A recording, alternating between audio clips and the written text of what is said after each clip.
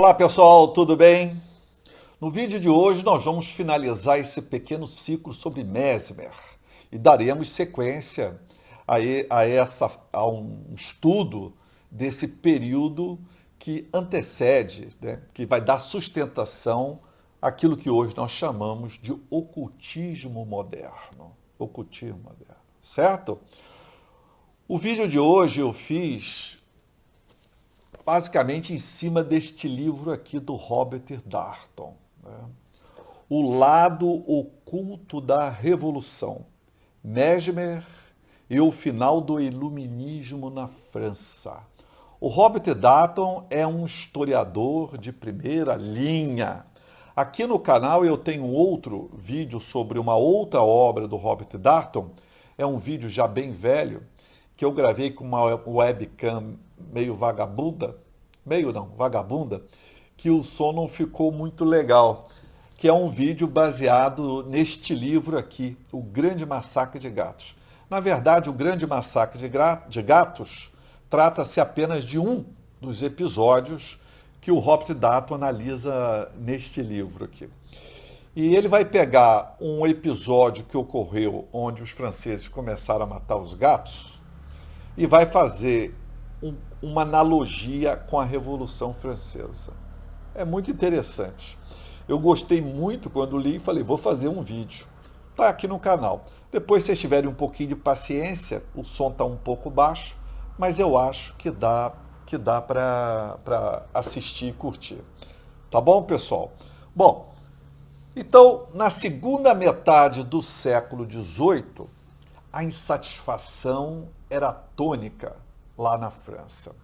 Não somente nas classes populares, mas alguns aristocratas, intelectuais, artistas, filósofos estavam muito injuriados com o rei, com a monarquia, né?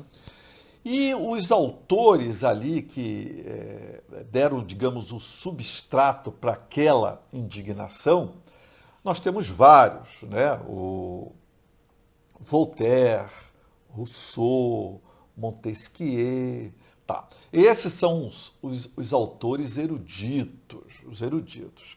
Mas o que graçava no meio realmente da maior parte da população não eram esses autores, segundo o Robert Darnton. Eram autores bem populares que soltavam ali todo dia uma série de panfletos, né? E esses panfletos é que vão lentamente, progressivamente, fazendo a cabeça dos franceses, né? E nesse caldo, digamos assim, de oposição à monarquia, sem querer, vai surgindo a presença do Mesmer. O Mesmer, veja bem, o Mesmer a princípio não teria nada a ver com a política. O Mesmer propõe um método terapêutico, um método curativo das doenças, né, através do magnetismo, inicialmente o magnetismo ali mineral e depois o magnetismo humano, né? Essa é a proposta do Mesmer. Mas veja bem, o Mesmer ele é rejeitado pelo establishment. As sociedades médicas o encaram como um charlatão, um embusteiro, um enganador. Então não querem saber nada do Mesmer, não aceitam o Mesmer, apesar dele ser médico, não aceitam o Mesmer nas suas hostes, nas suas sociedades, diz que o seu tratamento é picaretagem, né? É ilusionismo, é picaretagem. Então o Mesmer é jogado para o ostracismo científico, mas não para o ostracismo popular. O Mesmer é recebido com bastante entusiasmo pelo povo, e não somente pelo povo.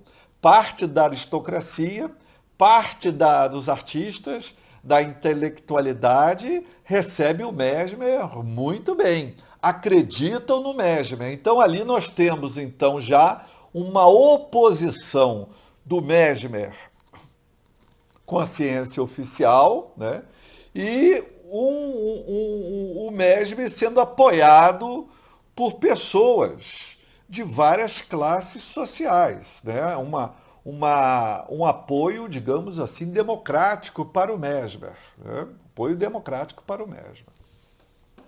O Robert Data ele faz isso, ele pega um fato minúsculo, como nós estávamos falando agora há pouco, o massacre de gatos, morte de gatos, e agora ele pega o Mesmer para fazer o estudo de algo maior, que é o período pré-revolucionário francês.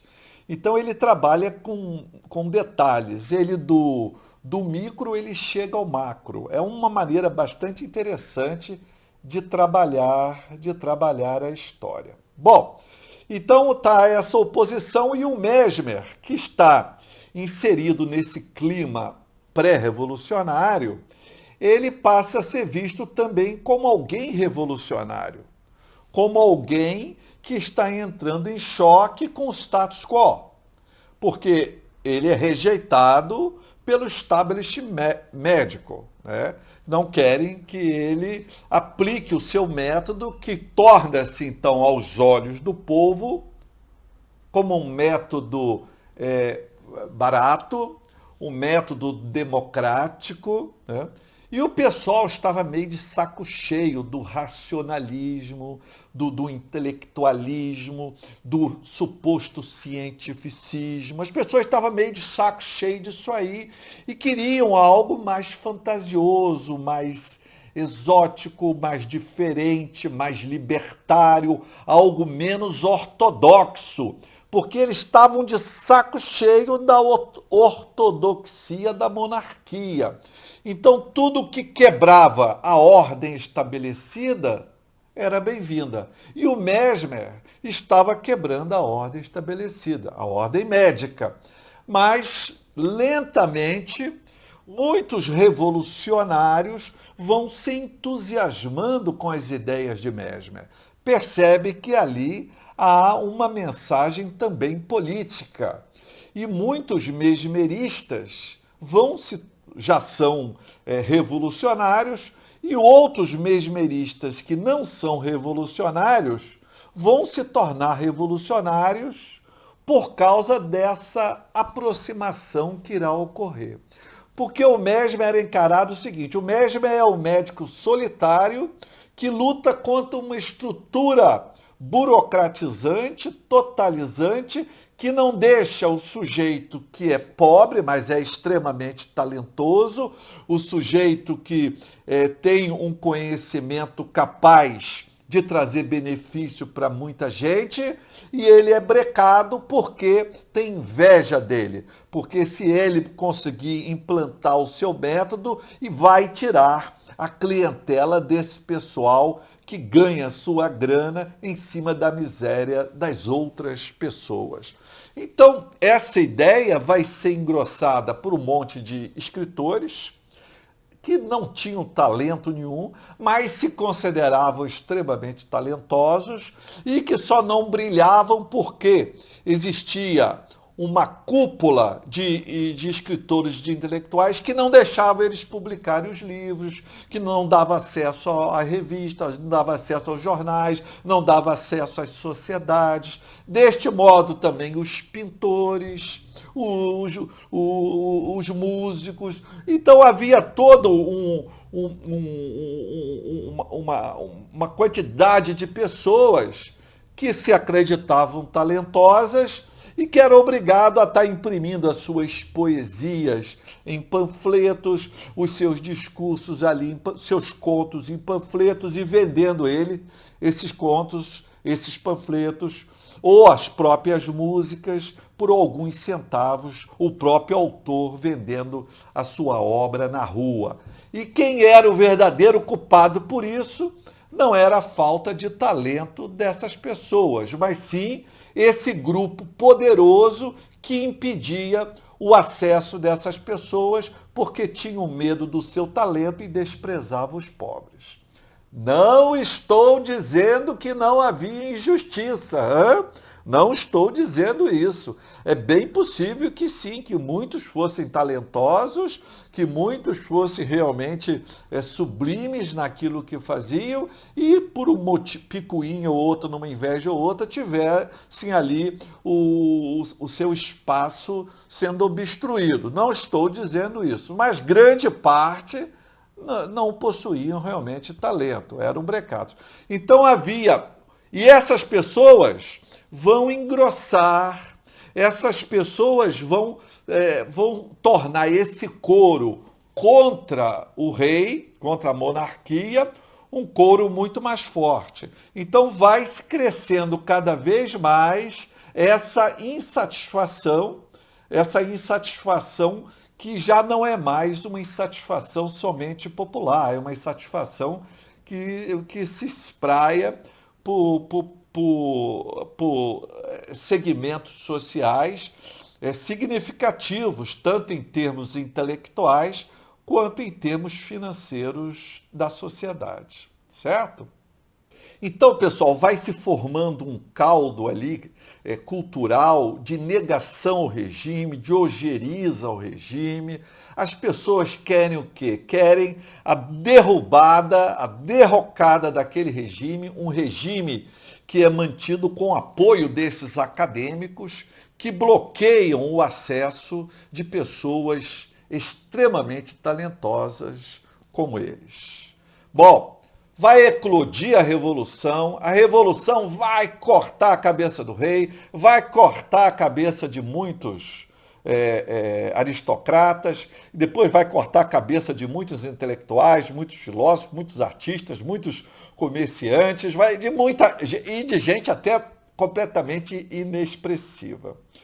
Mas, transcorridos alguns séculos depois, cadê o mesmerismo? O mesmerismo hoje é algo exótico, é algo estranho na França. Ninguém dá bola para o mesmerismo hoje. O mesmerismo hoje na França é a mesma coisa que o espiritismo do Allan Kardec. Só pessoas esquisitas que apreciam coisas desse tipo. Não é como aqui no Brasil. Então ninguém dá bola mais para o mesmerismo. Mas nós não podemos esquecer que o mesmerismo há alguns séculos ele brilhou na França, ele encantou os corações dos parisienses, né? Ele foi extremamente sedutor, mas que hoje ninguém dá bola mais para ele. Mas nós não podemos esquecer que o mesmerismo vai participar de um momento político que vai finalizar o fim da Idade Moderna e o início da Idade Contemporânea, que é a Revolução Francesa.